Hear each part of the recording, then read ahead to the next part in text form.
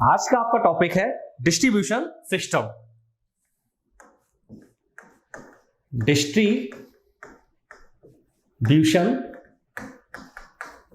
System, अगर आपने single line diagram पढ़ा होगा तो सिंगल लाइन डायग्राम में पहले आता है आपका जनरेशन, जनरेशन के बाद आपका आता है ट्रांसमिशन, ट्रांसमिशन के बाद आता है आपका डिस्ट्रीब्यूशन। तो हमारा आज के लेक्चर में जो एम्फेसिस होगा, मेन ध्यान होगा वो डिस्ट्रीब्यूशन पे होगा। ठीक, तो पहले डिस्ट्रीब्यूशन की डेफिनेशन देखते हैं कि डेफिनेशन क्या होती है। दैट पार्ट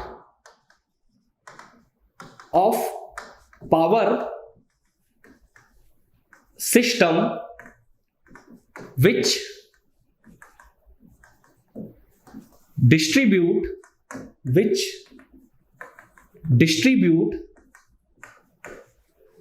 electrical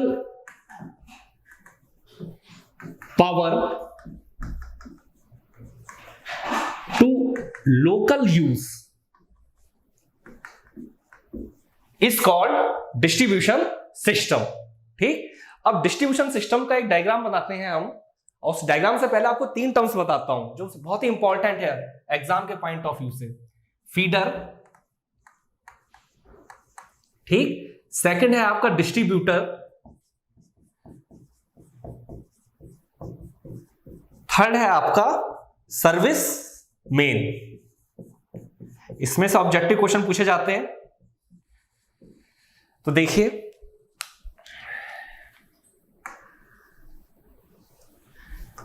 ये मैं डायग्राम बना रहा हूं, ठीक, ए बी सी डी।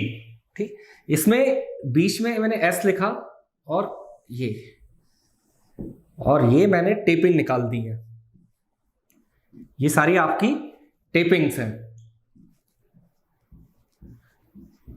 और ये है आपका सर्विस मेन, सर्विस मेंस। ये भी है सर्विस मेंस, ये भी आपका सर्विस मेंस, और ये भी है सर्विस मेंस। ठीक, और यहां पर ये है आपका feeder, feeder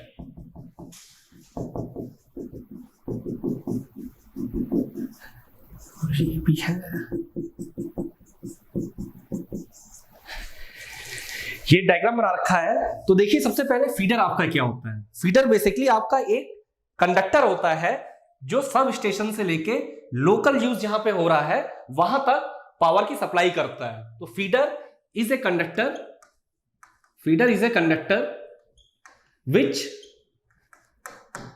connects, feeder is a conductor which connects substation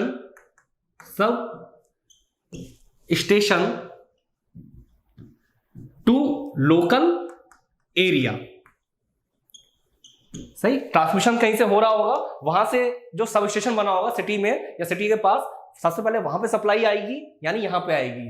अब यहां से लोकल यूज के लिए देना है, लोकल एरिया में देना है, तो उसके लिए हम फीडर का यूज करते हैं। ठीक, फीडर में जो सबसे इंपॉर्टेंट पार्ट होता है, इसमें नो टेपिंग, इसमें आपकी टेपिंग नहीं होती है। ठीक, जैसे आप देख रहे हैं कि यहां पे टेपिंग कर रखी है, यहां टेपिंग कर रखी है, लेकिन फीडर में यहां और यहां टेपिंग नहीं कर रखी है। तो अगर हम टेपिंग नहीं करते हैं तो करंट जो होती है आपकी वो यूनिफॉर्म होती है, और करंट यूनिफॉर्म होती है तो इस केस में वोल्टेज ड्रॉप भी आपका मिनिमम होगा, ठीक, या फिर 0 के बराबर होगा। दूसरा, फीडर के डिजाइन कंसीडरेशन में जो सबसे मेजर पार्ट होता है, मेजर पॉइंट होता है, वो होता है current carrying capacity, current carrying capacity. तो ये सारे पॉइंट आपके फीडर के थे। ठीक, उसके बाद आते हैं डिस्ट्रीब्यूटर पे। डिस्ट्रीब्यूटर पे क्या है कि अब आपने लोकल एरिया में सप्लाई पहुंचा दी है। ठीक, तो ये डिस्ट्रीब्यूटर भी आपका एक कंडक्टर होता है बेसिकली, सही, और ये इसे और सेकेंडरी लेवल पे कनेक्ट कराता है। लेकिन डिस्ट्रीब्यूटर में एक प्रॉपर्टी होती है कि इसमें आपके टेपिंग होती है। यहां पे डिस्ट्रीब्यूटर क्या है, ए बी डिस्ट्रीब्यूटर है, बी सी डिस्ट्रीब्यूटर है, सी डी डिस्ट्रीब्यूटर है, डी ए डिस्ट्रीब्यूटर है। और वैसे डेफिनेशन क्या होगी कि ये फीडर से लोकल एरिया में कनेक्ट कराता है। ठीक, तो कंडक्टर टू, दूसरी डेफिनेशन देखिए, सॉरी डेफिनेशन नहीं, प्रॉपर्टी, कि इसमें टेपिंग होती है। सही, टेपिंग होती है। अब अगर टेपिंग हो रही है तो उस केस में करंट आपकी सेम नहीं होगी, करंट नॉट सेम। ठीक, अब करंट नॉट सेम हो रही है, मतलब सेम नहीं है करंट, तो उस केस में क्या होगा कि इसमें फिर वोल्टेज ड्रॉप होगा। सही, तो हमें वोल्टेज ड्रॉप को ध्यान रखना पड़ता है। और जनरली हमारे लिए जो वोल्टेज ड्रॉप की लिमिट होती है, परमिसिबल लिमिट, वो +-6% होती है। और किसकी, जो आपका कंज्यूमर है, वो जो इक्विपमेंट यूज कर रहा है, ठीक, उसके कंज्यूमर के इक्विपमेंट की जो वोल्टेज रेटिंग है उसके कंपैरिजन में +-6% तक का ड्रॉप चलता है। और लास्ट है आपका सर्विस मेन। सर्विस मेन क्या होती है, ये होती है आपकी केबल। सही, माना आपका घर है, अब आपके घर से जो सप्लाई आपके घर को आनी है वो आएगी सर्विस मेन के थ्रू एक केबल से। सही, तो ये मैंने आपको बताया है डिस्ट्रीब्यूशन सिस्टम का थोड़ा सा बेसिक। और ये मैंने सारे जितने भी आपने ऑब्जेक्टिव क्वेश्चन आते हैं वो सारे पॉइंट्स मैंने यहां पे लिख दिए हैं। अब हम नेक्स्ट देखते हैं classification of distribution system. Classification करने के लिए कई सारे पैरामीटर्स होते हैं कि हम किस पैरामीटर पे क्लासिफिकेशन करें। सही, तो वो मैं भी करता हूं क्लासिफिकेशन। देखिए क्लासिफिकेशन में क्या है, क्लासिफिकेशन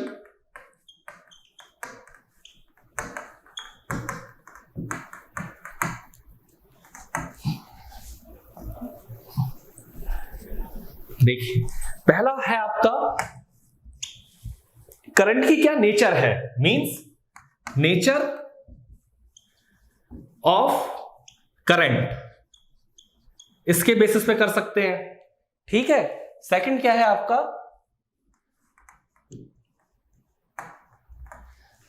टाइप, कंस्ट्रक्शन टाइप, मतलब किस टाइप का कंस्ट्रक्शन है। ठीक, थर्ड है आपका कनेक्शन स्कीम, कि आपकी कनेक्शन करने की स्कीम क्या है। ठीक, ये तीन हमारे बेसिक पैरामीटर होते हैं क्लासिफिकेशन करने के लिए। जैसे पहला है हमारा नेचर ऑफ क्लासिफिकेशन, तो इसमें हम करंट की बात करें तो करंट दो ही टाइप की है आपकी, या तो AC distribution system, AC distribution, और दूसरा आपका क्या होगा DC distribution, DC distribution. Same अगर मैं कंस्ट्रक्शन के बेसिस से बात करूं तो एक होगा मेरा ओवरहेड और दूसरा होगा मेरा अंडरग्राउंड। ठीक, और अगर मैं कनेक्शन स्कीम के बेसिस पे बात करूं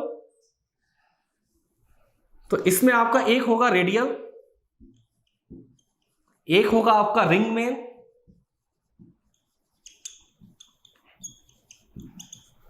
और नेक्स्ट होगा आपका interconnected. Genic Prime is the new features by Genic Education where you will get 450 plus video series questions explanation, Prime Facebook group for doubt solving, assignments, live sessions and many more. If you are interested then visit website and join quickly. For any query call on 9837933283.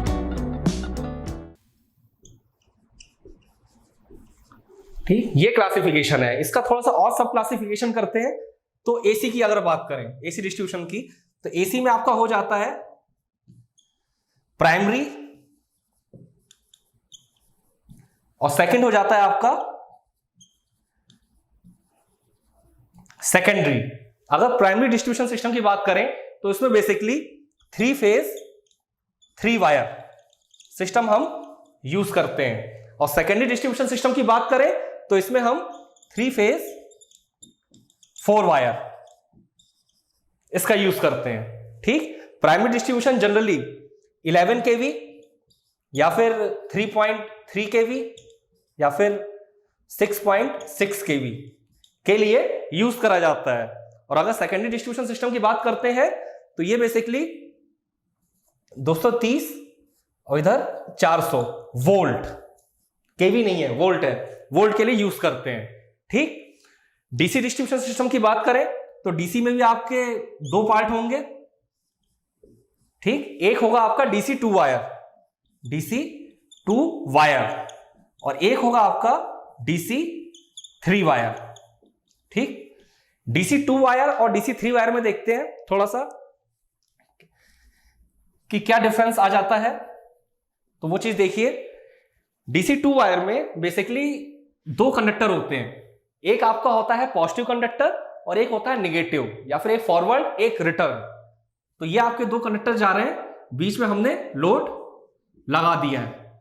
सही, माना motor लगी हुई है, ये कोई lightning load लगा है, और यहां पे जो सप्लाई होगी उसमें पोटेंशियल क्या होगा, V, 2 कंडक्टर के बीच में। इसे हम बोल देंगे पॉजिटिव और इसे हम बोल देंगे निगेटिव। ये आपकी सप्लाई जा रही है, ये रिटर्न आ रही है, ऐसे सर्किट आपका कंप्लीट हो रहा है। लेकिन डीसी 2 वायर सिस्टम यूज तो नहीं कर रहे हैं, लेकिन अगर कहीं यूज भी करते हैं तो ट्रांसमिशन में कभी कभी करते हैं। सही, ट्रांसमिशन में इसका यूज होता है, डिस्ट्रीब्यूशन में इसका यूज ना के बराबर है। डीसी 3 वायर सिस्टम की बात करते हैं तो इसमें हमारे 3 कंडक्टर होते हैं। ठीक, 2 तो आपके एक पॉजिटिव और एक नेगेटिव, एक रिटर्न के लिए, और जो ये है आपका न्यूट्रल। सही, तो यहां पे हमारा एक पोटेंशियल V हो गया और ये पोटेंशियल V हो गया, ये हमने कुछ लोड लगा दिया। सही, ये न्यूट्रल वाला कंडक्टर हो गया। सही, तो डीसी 3 वायर सिस्टम के आपके क्या एडवांटेज होते हैं ओवर डीसी 2 वायर सिस्टम। देखिए, डीसी 2 वायर सिस्टम में आपको सिर्फ V वोल्टेज मिल रहा था, सही, कंज्यूमर एंड पे भी, लेकिन डीसी 3 वायर सिस्टम में आपको कंज्यूमर एंड पे दोनों वोल्टेज ले सकते हैं। अगर आप कनेक्शन दे रहे हैं इस कंडक्टर से दूसरे कंडक्टर पे, यानी पॉजिटिव से नेगेटिव पे, ठीक, तो 2V हो गया। और अगर आप दे रहे हैं पॉजिटिव टू न्यूट्रल या negative to neutral, then V हो गया। यानी आपके पास 2 ऑप्शन है, V और 2V। तो जो आपके इंडस्ट्रियल लोड होते हैं वहां पे आप 2V दे सकते हैं, और जो आपके डोमेस्टिक लोड होते हैं वहां पे आप V पोटेंशियल दे सकते हैं। तो ये आपका सिस्टम हो गया। दूसरा मेरा था ओवरहेड एंड अंडरग्राउंड, ये आप पढ़ चुके हैं, और इसके बारे में अंडरग्राउंड केबल में मैंने आपको बता रखा है, वो आप देखिएगा। नेक्स्ट है connection scheme, next radial ring main interconnected system. इसे नेक्स्ट आपको बताते हैं कि ये तीनों सिस्टम कैसे होते हैं, क्योंकि आपके एग्जाम में जो न्यूमेरिकल आता है या फिर ऑब्जेक्टिव क्वेश्चन आता है इन तीनों सिस्टम में से आता है। ठीक, तो इसे अभी क्लासिफाई करते हैं। अब हमने आपको जो कनेक्शन ऑफ स्कीम बताया था उसके अकॉर्डिंग देखते हैं। जो पहला आपका सिस्टम है वो है आपका रेडियल सिस्टम। रेडियल सिस्टम, अब रेडियल सिस्टम क्या होता है, बेसिकली मैं इसका एक डायग्राम बनाता हूं कि मान लीजिए कि ये आपका एक सब स्टेशन है, ठीक, जहां पे ट्रांसमिशन सिस्टम के थ्रू सप्लाई आपकी आ रही है। ठीक, इस सब स्टेशन से क्या आपका निकलेगा, एक फीडर। ठीक, एक फीडर मैंने ये निकाला, उसके अलावा एक फीडर ये भी होगा, और भी फीडर निकाल सकते हैं। ऊपर एक फीडर हो गया आपका, ठीक है। अब इस फीडर से आपका पास होगा एक डिस्ट्रीब्यूटर, ये माना O पॉइंट है, ये A पॉइंट है, ये आपका B पॉइंट है, तो ये है आपका डिस्ट्रीब्यूटर। यहां से 1 2 3 ये हो गए मेरे लोड्स। तो ये आपका रेडियल सिस्टम होता है। रेडियल सिस्टम में क्या होता है कि डिस्ट्रीब्यूटर आपका सिंगली एंड से फेडेड होता है। सिंगली एंड से फेडेड क्या होता है कि इसे सप्लाई सिर्फ इस फीडर से मिल रही है। किस फीडर से, फीडर OB, सही, यहां से सप्लाई मिल रही है और ये आपकी सप्लाई लोड पे चली जा रही है। लेकिन रेडियल सिस्टम में एक मेजर ड्रॉबैक क्या होता है, मेजर ड्रॉबैक ये होता है कि मान लेते हैं कि इस वाले फीडर पे यहां पे कोई फॉल्ट आ गया, ठीक, तो उस केस में पूरी ही पूरी सप्लाई चली जाती है, सही, और हम कहीं और से भी सप्लाई नहीं प्रोवाइड कर सकते हैं, तो इसलिए जनरली हम रेडियल सिस्टम का यूज नहीं करते हैं। सेकंड देखते हैं, सेकंड था हमारा ring main supply system. Ring main supply system में बेसिकली क्या होता है कि हम एक रिंग फॉर्म करते हैं, रिंग मेन सिस्टम, सही, सेम वही है। पहले मैं एक बना रहा हूं एक सब स्टेशन, ये आपका सब स्टेशन हो गया, ठीक, यहां से मेरा फीडर जा रहा है। अब मैं क्या कर रहा हूं, मैंने एक रिंग फॉर्म कर दी है, सही, ये मेरी रिंग हो गई, ठीक, ये मेरे फीडर है, पॉइंट दे रहा हूं ओ A B C D E, सही। यहां से एक डिस्ट्रीब्यूशन ट्रांसफार्मर लगा है, एक ट्रांसफार्मर, ये आपका दूसरा लगा है डिस्ट्रीब्यूशन ट्रांसफार्मर, और ये आपका तीसरा है डिस्ट्रीब्यूशन ट्रांसफार्मर, लिख दे रहा हूं मैं डिस्ट्रीब्यूशन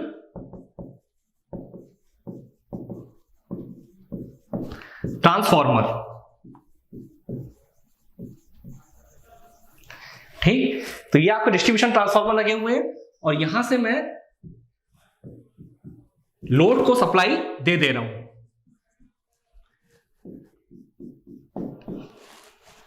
अब हमारा इस सिस्टम का क्या मेजर एडवांटेज होता है?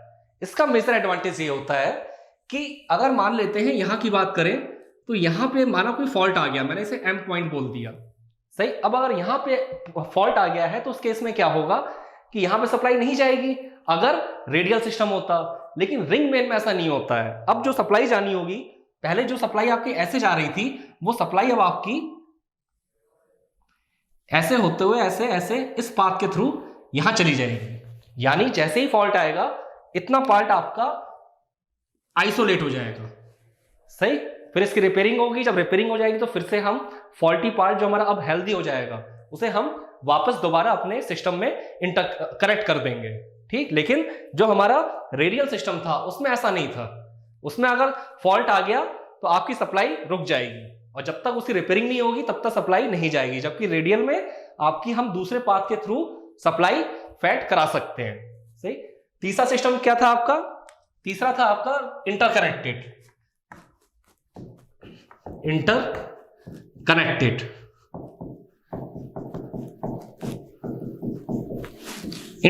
सिस्टम। इंटरकनेक्टेड सिस्टम सेम ऐसा ही होता है, बस होता क्या है कि वो आपका एक की जगह दो जगह से एनर्जाइज होता है, कि माना एक सब स्टेशन यहां भी लगा दिया हमने, सही, एक हमने यहां भी लगा दिया, मतलब एक से ज्यादा सब स्टेशन होते हैं। अब इसका मेजर एडवांटेज क्या होता है? अभी हम जब फॉल्ट की बात कर रहे थे तो फॉल्ट की बात करते समय यहां वाले फॉल्ट की हमने बात करी थी, लेकिन अगर एज्यूम कर लीजिए कि सब स्टेशन पे फॉल्ट आ गया तो उस केस में फिर सप्लाई आपकी नहीं ट्रांसफर होगी। लेकिन अगर इस इंटरकनेक्टेड सिस्टम में अगर यहां पे फॉल्ट आता है तो कोई बात नहीं, हम इस सब स्टेशन से सप्लाई दे सकते हैं या फिर हम इस सब स्टेशन से सप्लाई दे सकते हैं, ठीक। तो इस तरीके से हमने जो हमारा डिस्ट्रीब्यूशन सिस्टम है उसका पूरा क्लासिफिकेशन देखा कि किस टाइप का होता है, कौन से बेसिस पे होता है, ठीक। अब इसके बाद हम 2-3 न्यूमेरिकल करेंगे नेक्स्ट लेक्चर में, और उन लेक्चर से आपके कॉन्सेप्ट थोड़े से और क्लियर